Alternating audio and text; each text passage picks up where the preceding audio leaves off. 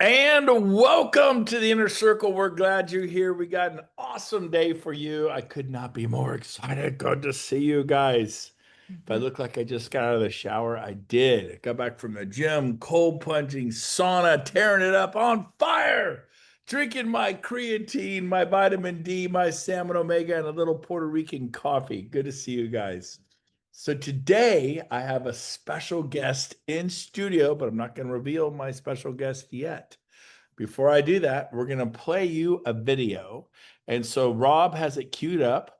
And Rob, if that video is ready to go, let's go ahead and I'll hit share screen. Well, Rob may have to do it. Yep, there we go. And here we go. Enzo Ferrari once asked Alfa Romeo for a job. They rejected him. So he built Ferrari, today worth over $79 Turn it up. billion. Years later, a man named Ferruccio Lamborghini gave Enzo advice about his cars. Ferrari mocked him, so he built Lamborghini, now one of the most iconic sports cars in the world. Then came Horacio Pagani, working for Lamborghini. He asked to build cars entirely out of carbon fiber. They said no. So he left and created Pagani, building some of the most stunning hypercars the world has ever seen. Years later, a man named John Hennessy reached out to Pagani asking for engines that could break speed records. Pagani declined. So Hennessy built his own and launched Hennessy Performance, making some of the fastest production cars on Earth. Every rejection is a chance to build something greater. If they say no, good. Mhm. I love that video. So here's the deal. What is that all about? They all got rejected. They had a vision and they pushed for it anyways. And you think, well, Ferrari, Lamborghini, McLaren, these amazing supercars that these guys are all world famous. Well, it wasn't so beautiful. They're dying for capital. That it's a wing and a prayer.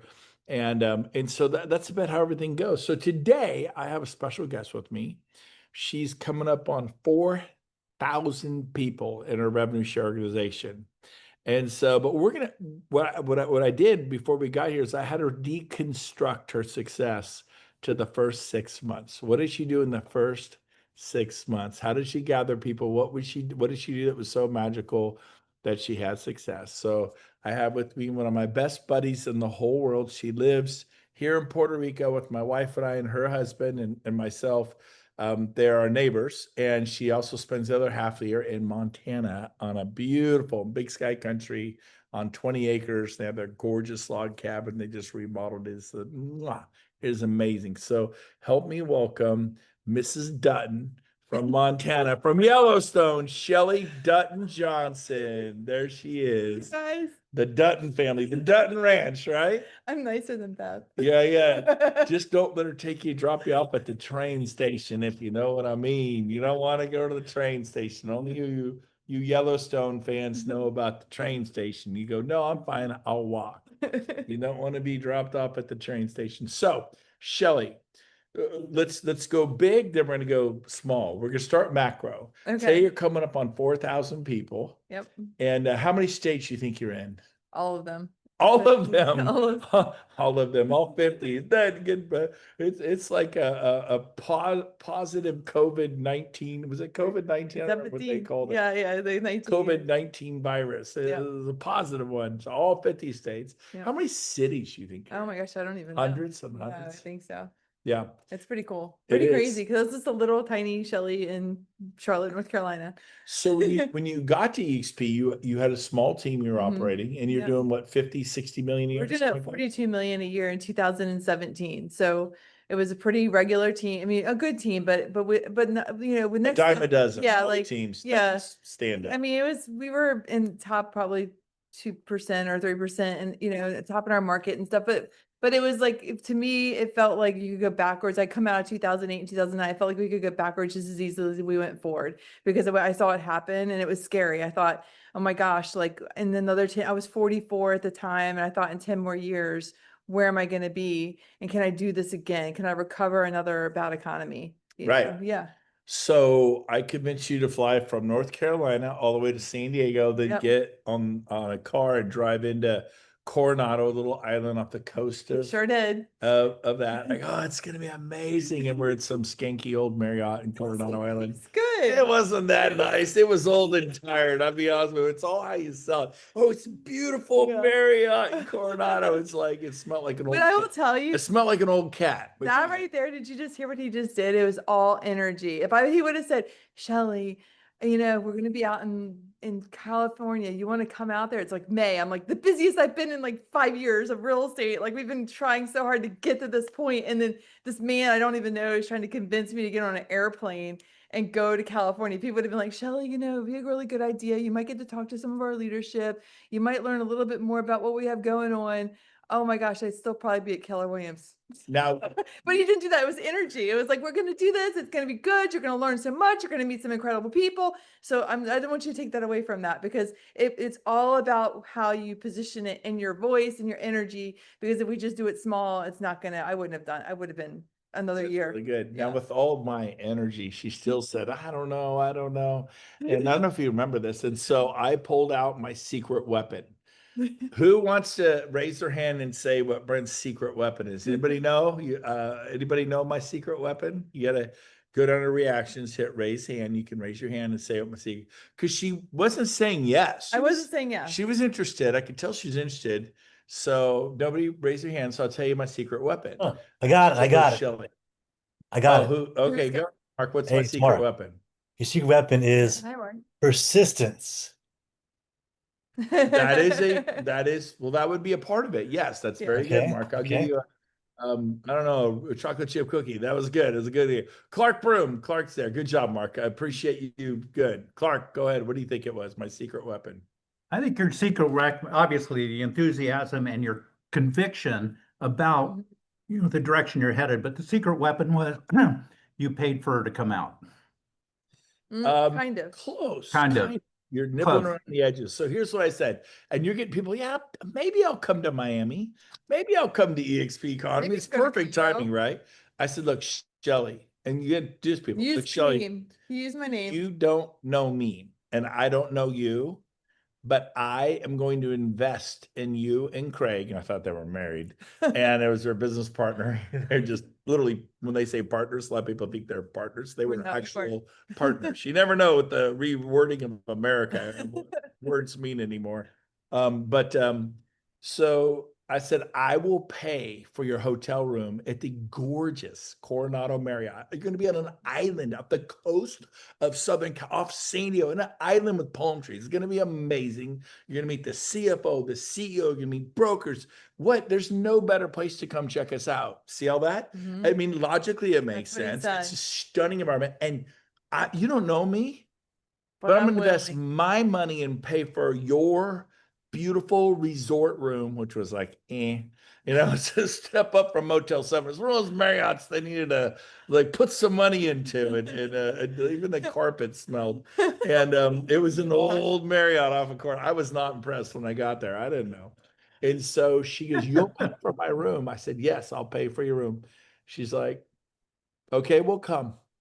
So I didn't buy her flights. I Nope. did not buy her ticket to the event. Nope. I may have gotten you a ticket. I don't remember They're the probably, deals. I think back then the tickets were probably $100 or something. Yeah. They probably said, yeah, we'll give it to Yeah, you. it's so much. It was easier back then. You can't do it today. But anyways, but It was harder back then because nobody knew what the heck that was. yeah, it EXP was. what? It's like EX what? No, Right? thank you. Where you want me to go? So I got her to come, and she got it. Major decisions and made it major events. Within 12 hours, I got it. EXPCon starts on the 19th of October. Today is the 7th. You Mm-hmm. have 12 days. And you could get the world there in the next 12 days. It Like was a 5 decision. days from shareholders. It was literally on a Thursday and the event started on Tuesday. The next morning, Friday morning, I talked to Craig and I said, I slept on this. My husband, we had pillow talk. You always talk to your spouse, right? Well, Shelly, if you really are serious about making some kind of big decision in your business, don't you think you should really look at this? Yeah, probably so, Kevin. So we can blame Kevin. And then we go They the flew out. morning. The next morning, I get up and we were like, okay, we're in. We're coming. You bought your flights. Yep. We Get them to buy their flights. bought our flights. I do stuff like when you buy your flights, I'll Oh. get your event ticket. Yep. And then I do Yep. stuff like, let's say they still don't go. I said, look, you don't know me, but I will pay for you to fly out. I will pay for your room. I did invest sometimes $2,000 or $3,000. And I said, it's how much I believe in it. Or ideally you want them to buy their ticket, their flight and their room and get their rental car. I went to San Antonio and dropped $5,000 checking Yep. out EXP. And I said, look, if you come and it's not 10 times better than I'm telling you, if you don't think I would have paid 10 times the money for what I learned here, I'll give you a full refund. Save your receipts. I'll pay for your breakfast, lunches, and dinners, your rental car, your airfare, fly first class. Take advantage of me. Do it. I dare you. And so somebody like, well, that's great, Brent. You're a rich guy. I've been doing that stuff for events for 40 years. If people come to the events, they love them. I did it for Mega Camp, for Keller Williams. I did it for Family Reunion. And guess what? No one asked for their money back. I've done it for EXP a lot more because there was so much more value and opportunity and upside for my family and myself and no one's ever said, yeah, it sucked. Mega Camp sucked. Family Reunion sucked. EXP Con shareholders sucked. Cabo was terrible. I want my money back. I've made the offer 1,000 times and I'm 0 for 1,000. I mean, no one's ever asked for the money back. No one. So don't be afraid to take a chance. And people go, it's that good. I go, staying home changes nothing. I'm telling you, it's a fork in the road moment. Write this stuff down. That's good. This is a life-changing moment. And if you stay home, what will change in your life? Nothing. If you tell people that, like it's a fork in the road, they can visualize that. So you're basically saying you've got two paths. You've got this one or this one. Are you going to stay where you are and continue doing the same thing over and over and over and over again? Or are you going to make a life-changing decision? Like those are really good words, because when you use words with conviction along with energy, that's what makes people go, okay. Because you got to like jerk them out of their regular thinking. You know, I was having a conversation with a guy earlier today who's in our organization, and I literally was telling him my great, brilliant idea, but I was doing it in my own way, and I wasn't giving him visuals. So I wasn't giving him like, if we did this, it would change that. And if I would have done that, he would have heard me differently. I had to go, are you paying attention to me? So you don't have to do that to people. Yeah. So really important to do that. And there is time and that one person. Last Cabo, we had a woman, excuse me, named Sherry from Sotheby's. We got her there and she had a lot of big deals to go. And so she finally closed them and she switched to EXP 10 days ago. Yep. But finally got her. It did take a little while after Cabo. She goes, I'm coming. And then she went to Europe this summer. She got back and she made the switch. In the first 10 days, she signed up 5 people. All of them are amazing. They're all amazing. So you guys, and she's going to have a great year. I could see her easily adding 50 to 100 this year. So who can you get in the next 12 days? Make a list. I reached out to Ed Milet yesterday. I reached out to Pace Morby yesterday. I reached out to Gary Brecka yesterday. I reached out to Dean Graziosi yesterday. I reached out to all kinds of people and I heard back from every single one of them, but Ed Milet. And I'm going to get Ed tomorrow. I'm going to go, gentle reminder. That's how I get back in his way tomorrow. I reached him yesterday. So who are you not reaching out to? It's timing. And we're going to talk a little bit about reaching out. But this is where the business grows exponentially, the bounce off EXP. Now, again, so today she's got almost 4,000 people, all 50 states, people in other countries. But that's the macro. I want to deconstruct her success. So you fly back from Corona, from that gorgeous Marriott hotel, very bougie. And she gets back to Charlotte. You make the switch. And then your team was just business as usual. They're just selling homes. They didn't go to the Coronado. Neither did my team. I brought 18H. They did nothing but work with buyers and sellers. Right. Like literally nothing changed. We just switched from flying the flag of KW to the flag of EXP. And then One thing I did while I was in Coronado, though, is I wrote a list of 12 people and I texted them and I said, this is something we need to look at together. We're making a massive change and I want to share it with you. And I want to see what your opinion is. That was one thing that I did. So if you get that leader there and they're going to make the change, get them to write their list. So then take a picture of it. Because what's going to happen to a lot of people is they won't have that same, they may get back and they may not, people go to a conference and they don't implement everything they learn or things they want to learn. Same thing can happen with this. So definitely get them to write their list. Say, who do you want to do this with? Yeah. Who do you think will move will this, if we could get them to come be a part of this with you, could change your life, you could change their life. And get that list and take a picture of it. And then when you get back to town, help them get that list in front of whoever they need to get in front of. That's what I would do. Absolutely. So deconstructing, you come back, your team does nothing. I came back from San Antonio. My team did nothing. Just buyer, seller, drunk on real estate, tyranny of the urgent. Right. Got this listing, got this buyer, gonna put a buyer in contract, gonna close So this much deal, fun. got an Yep. appraisal issue that, and like a cat chasing its tail, a dog chasing its tail. This is what real estate is. And by the way, I loved it. We both loved it. Yep. But, and still do. But what did you do? You made a list of 12 people. Immediately. And then I had you make the list here on this piece of paper. I right mean, here. just a simple piece of paper. Yep. So, but no, I had you make a Oh, list yeah. about what Yeah. were some Oh, of the yeah. events, like, Yeah. how did you gather people? Did you do coffees? Did you do lunches, breakfast? You got people to your home? Yeah, Did you do all of the restaurant? above. Tell them All of the that above. first 2 or 3 weeks. The first, I immediately, that list of 12 people that we had, I immediately either called them if they weren't in the state. I texted them and got appointments with them on a phone call. And I asked them to be serious when I talked to them. I said, I want you to be not distracted. Ooh. I want your full attention because this is really important. And that got their attention because it wasn't just another phone call from Shelly.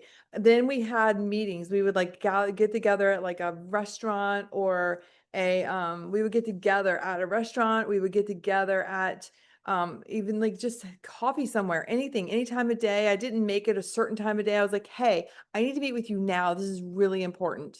When can I get your full attention? And they would say, oh, at 3:00, perfect, I will be there. And I literally did that for 2 weeks straight. And what would you say when you got When there? I got there, I'd be like, hey, because these are people that I generally have a relationship with. And I'd be like, one of them was Bill Price. Some of you know him.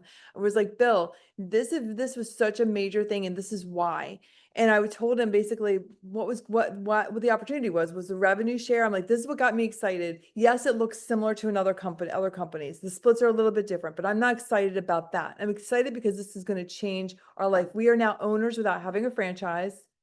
We are now owners without having to open a brick and mortar. We're now owners and we have stock for our teams. We can build revenue share. We can build this other income to go along with our business. And he was immediately in, like almost like an immediate yes. It was like he was waiting for this, just didn't know what it was. Then there were others that were more fearful of like, well, what about my business? How am I going to go? Where's the gap from here to here? And so I just got their questions of where the gaps were. And then I found the answers, because you have to remember the company was small and we didn't have a lot of answers at the time. You've got everything at your fingertips now with Amy Weaver and Russ Lagan. If you've got number questions, if you need Brent, if you need myself, if you need anybody, all of us will help you. So now you have all these resources. I would get a list of your resources of who could help you. If I have a team, I need this. If I have a major producer, I need this. To have a list of resources and where you can get that help right away. Because what you don't want to do is called, I think that Gene Frederick coined this, time decay. Because when someone is ready, they're ready. But if you let them sit there and you let them go home and talk to their spouse who did not hear about this or doesn't understand it and has their own concerns about 50 million other things, kids, parents, blah, blah, blah, blah, blah, they're going to hear, oh, it's going to take more of your time, or they're going to hear that you don't recruit people. Like, they're going to get in their ear, and you don't want that time decay. You want to get them in front of people that are going to keep moving this needle forward. So that was a real important part of the process. And I know I would meet with people, I don't want to hear what you said, but I would go, you may be wondering if you can do it. Yep. But do you think I can do it? And they'd be like, well, heck yeah, I think you could do it. You could look at other people. You look at Jared Davis. Well, of course, Jared Davis can do it. Of course, Wendy Goss could do it. Of course, Clark Broom could do it. I look at him. Do you think I could do it? And I'm like, don't you, like, I dare you to say no. Right. And then they're like, no, I think you could do it. I just don't know if I can do it. I go, no, here's the deal. I'm going to do it with you. I'm going to help you. Did you tell people you would help them? Absolutely. I was like, what did you say? I said, look, if we need to get someone on a three-way, I've got people. They promised me they would help us. And I said, I've never had anyone in my business ever sit there and look me in the eye and say, I will help you move your business. It was always up to this person right here to move the needle. They would give me some guidance, but I never had that one-on-one, let's grab my arm and go. And that's really, really important. And if you tell them, look, I'm in this with you, but guess what? It's not just me. It's also this incredible guy named Brent Gove. It's also this incredible gal named Kelly McGowan in San Antonio. Like, it's her, she's going to go with you. Like, whoever it is you think they could connect with, like if it's a mom or, or a dad, or, like there's just different people you can go there. The energy level is just a here. And if you can get them with that energy level, it's going to help them. They're going to be like, oh, I feel excited. Like, get them excited. That's basically what I did, was just match make. I match made people. I had my list of people and I just match made, and I always left every appointment, every Zoom call with another plan, either always inviting them to an event, always. We've got this coming up, you should come. Well, I can't come, I've got my kids. Well, if I was going to do something really big for my business by the end of the year, and I knew that I wanted 2026 to be amazing, I would highly recommend you come to this event. It's going to be incredible. Come. I'll help you do the thing what you just said about, like, I'll pay for your room. I got your room. Let's just go. I remember when I first joined, I had 4 girls in my room. That's not easy. Any girls on here that have 4 girls, like, share a room with 4 girls, like, you're sharing a bed, you're sharing the bathroom, you're like, everyone's got like their different things. I didn't care. I brought people because I didn't want to know. I wanted them to come, especially my leaders. Like, it didn't matter.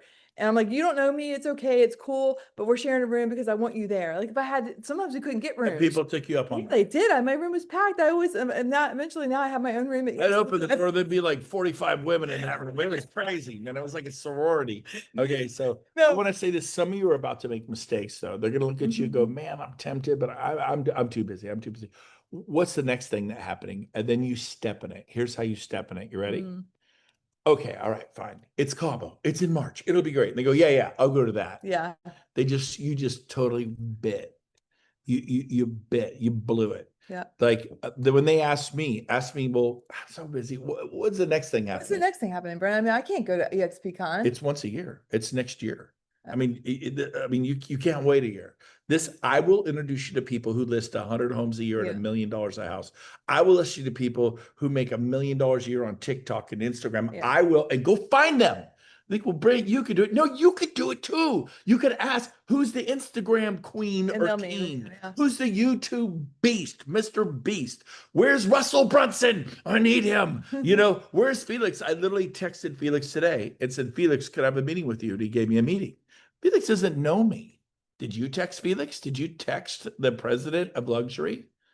Why not? Are you planning? Do you have a breakfast set up with Leo? Mhm. I texted Leo Preha today. Well, that's you, Brent. I go, no. Here, I texted these people when nobody knew me. that did was this great stuff. to say that. Nobody knew it. But we're the same as you. Like, it's the same. We're the same spot. Like, no one knew what I did or who I was or anything of what I could possibly do.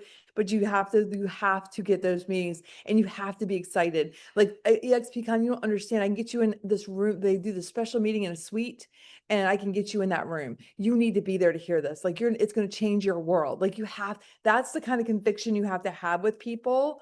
And you have to be able to just, like, listen to what they say, but have something that gets them excited. Like, what is it? You told me about little Joey and how important it is for you to get him into private school when he's 6 years old because he's got a learning disability. You want to do that? Let's make that happen. When you say stuff like that to people and you mean it and you really do make it happen for them, that's when you really change your business, because you understood that person's why it's important for them to get in that room. But if you're not in that room, nothing's going to change. And here's the other thing that I'll tell you, getting them there in the EXPCon is more important than anything, because most people move January, February, March, they start to get busy again. By the time Cabo comes around, you got a heavier lift. So you want to make your lift as light as possible. I moved in July. Worst time for a realtor to ever move, because that's when all of our closings are, right?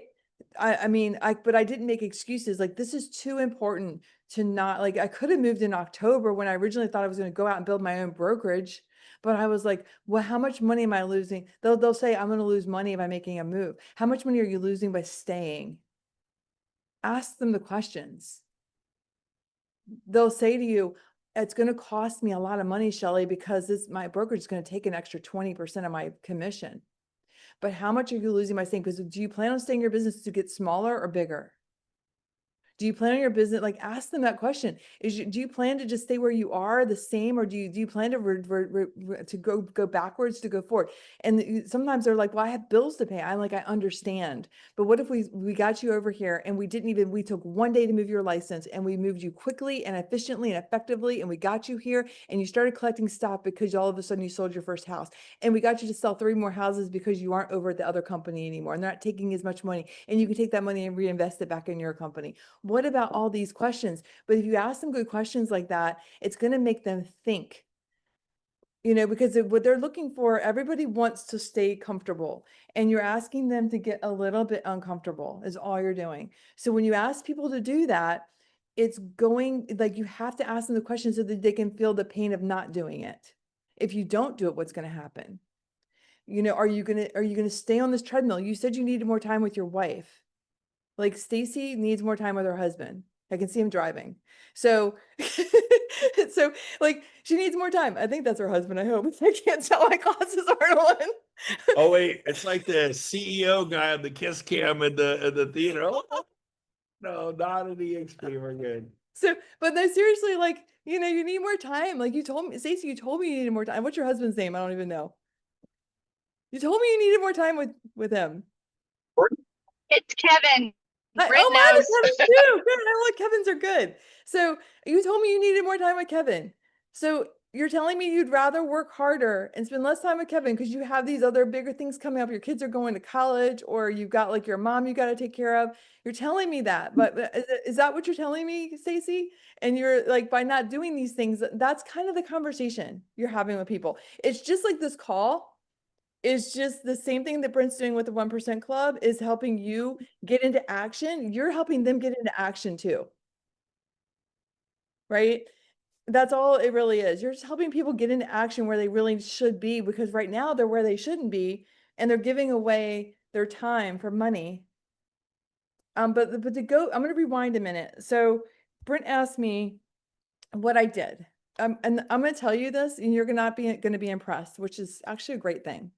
I'm not super organized. I'm not super, I have ADHD really bad, like really bad. It's stop it. It's really hard for me to stay on task. Okay. I didn't do anything fancy. I just had conversations, and I took the words he said and I tried to remember them, because he's got a better memory than I do by far. I tried to remember what he told me to do, and I did exactly what Brent told me to do. That's what I did. It wasn't fancy. It was what he told me to do. I look instruction really well. He said, Shelly, get me on 3-way calls. Okay. I tell people that, but what does that mean? Shelly has to do. I mean, Shelly has to call somebody. I can't just like get him on a 3-way call if I don't pick up the phone and call somebody. When you were new, did you put people in front of me on a weekly or once a month? Daily. Daily. I owed Kathy apologies. Like, I had to like be like, Kathy, I'm really sorry. I don't know you know me. Who's this Shelly woman? Who's Shelly Johnson? I need your help. Shelly. Can you jump on at 7 p.m.? Can you jump on I it? said, babe, I love Shelly. She's amazing, but I don't love her like I love you. But she's gonna build this huge business. But that's, She's like, she has 3 people in her group. I go, trust me, she'll have 3,000 someday. And today you're almost 4,000. yeah, it's fun. So the point of that, I'm telling you that, is because I don't want you to think that I'm like I say that, but I'm telling you I have major deficiencies. Major, like Total loser. I agree. Lots of deficiencies here. Keep going. You're doing great. because if I can do this, like, and then people say, oh, if I can do it, you can do it. Like, you're like, whatever. Like, what does that mean? Like, that doesn't give you any but if you knew my husband, he's a saint. Like, he's a saint. The man is a total saint. But my point is like, all I did was I would like dig in for like a few hours. Like, and it wasn't necessarily like perfect. Like, he'll tell you, I've been deucing out on the gym twice this week. Anyway. 2 in 2 days, but we won't go there. I'm there. Nope. So listen, so my point is like, you just have to take the time, and once you do it, I'm all in. I can hyper focus really well. So I might just blow out a day and call. And tomorrow might not be as perfect as yesterday. Today was perfect. I did it perfectly. Tomorrow I might suck. but I did it today and I did it all day. Yeah. And I did it like, so don't beat yourself up. Like there's so many gurus out there saying the perfect blah, blah, blah, blah. And then you screw it up. And what do? If you're like me, you beat yourself Beat up. I yourself. suck, right? I'm not good. I didn't do what I said I was going to do. I'm letting somebody down. Like, but if I'm telling you, like, but it will get exciting to you. And as you win, because that, what Brent says, the confidence will come through those wins. And a win is, by the way, just having a conversation and checking on somebody. A win doesn't mean that they moved their license yet. A win means that you pick the phone up. A win means that you put a plan together and you're executing on it. Maybe not daily. Maybe it's a few hours and you got sucked into some crazy client, because that happens to me. Like, you know, like a win is just doing the action competitive, consistently, maybe not perfectly, but doing it. So like when I would sit down, I would be like, okay, and here's a way to keep yourself accountable. Let me give you some accountability, okay, that works for me, because this is how I keep myself accountable. EXPCon's coming up. I create a little spread, like I'm a nerd, but I'm not a nerd. I create a spreadsheet and I put a bunch of names in there. Whether it's, so I have like sheets. One's my organization. One is people I want to invite. So like say EXPCon, I put in my organization and I call my leaders, the ones that I think they're going to move the needle, my needle movers. And I'm like, hey, Ali, you know, EXP's coming. Are you coming? Awesome. I'm glad you're coming. Who else is coming with you? Give me the list. Did you get your plane ticket? Can you text me when you get your plane ticket? Even if I'm not paying for a thing, because if they get their plane ticket, that means one, I know they're coming. Two, I know that they're like thinking about it. Who else is coming? Like I can bug him. Now I have permission to bug him and be like, who else is coming? I really want you to win, Ollie. Like this is my organization I'm talking to right now. So, okay, did you invite anybody that's not in your organization? Like who in Maryland do you know that you want to come, the EXPCon, that you haven't, that you need to invite? Right. So I just bug people. I'm a really good pesterer, like person who bugs people. I'm great at that because it feels like love to me. I don't know why. So I just bug people. And then I do that. And then the other thing I do is I'll call like the person I said is going to come and I'll be like the plane ticket, but I tracked all that stuff. And I was buying, like when Brent was doing some events, I would buy like a whole block of rooms and then I'd have to fill all the rooms. So that really held me accountable. But the other thing that will hold you accountable, and this is what I was going to say, is if you put together a small event. Now we have a bunch of holidays coming up, right? And this is gonna, some of you boys on here are probably gonna think this is dumb, but it's not dumb.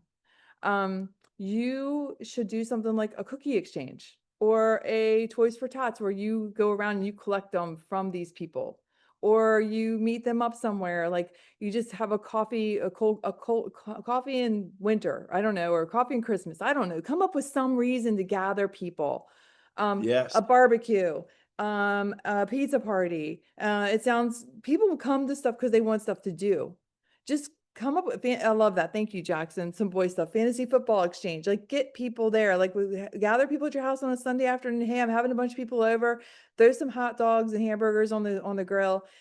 Do some sides. What did you do? Like what with that first month? What were some of the things I you did. I'm trying to think. I did a lot of one-on-ones. I probably should have gathered more people. When did you start gathering people? Probably 3 months in? Yeah, we gathered 2 or 3 months. We'd have like little meetups, little lunch and learns, and we would call them lunch and learns, and we would share about EXP, whether it's AI now, whatever it is. Like, but the point of it is, like, if you set up a meeting where you're going to meet with people or help them grow their business, that's what they really want. They want you to help them grow their business. Say, hey, I'm doing this. Maybe you do fantasy football a different way. But I really did. I had people in my house. One thing I did do is I had a builder that I worked with, and I would have people come to the home, the actual model. And that was a really good idea. Two things it did: help my real estate business, help the builder. Because what do they want? They want people through their houses. So that's a really good thing to do. And it helps the agents. They're kind of used to that. It makes sense to them. I'm going to go to a house. Like I'm going to go check this house out. We're going to learn about some AI. We did Zoom. Some of the people that I attracted were actually in other states, and I started like doing Zooms with them, like brainstorming, strategizing. And one thing I didn't do is get caught up in a bunch of noise. And when I say that, I mean like shiny objects of like this platform and what am I going to use? And is it perfect? And do I have the phone number? And do I have the email address? Just call people. Like Like, we're never going to have it all. Like, I've tried, it doesn't work. I don't care for clients. I'm talking about real estate. And I could never keep an organized enough database. It didn't matter, but I kept like my top 20 people. And I always had like that Rob Flick chart, that chart that's on Brent's website is good. Use that. Because if that gives you a goal, it gives you something to hold yourself accountable to, and it helps you remember to follow up. If you look at Brent's room over here, he's got boards, helps him stay on track. Because if it's in front of you, you'll remember to do it. But if it's away, you won't remember to do it. You just won't.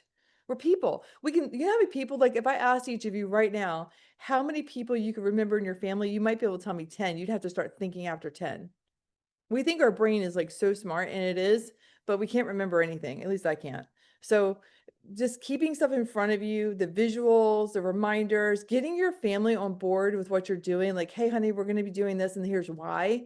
And explain to them the opportunity of where you can go to and why you're doing it, so they can be on board with you, because they'll help you. And it helps having people help you, not doing it alone.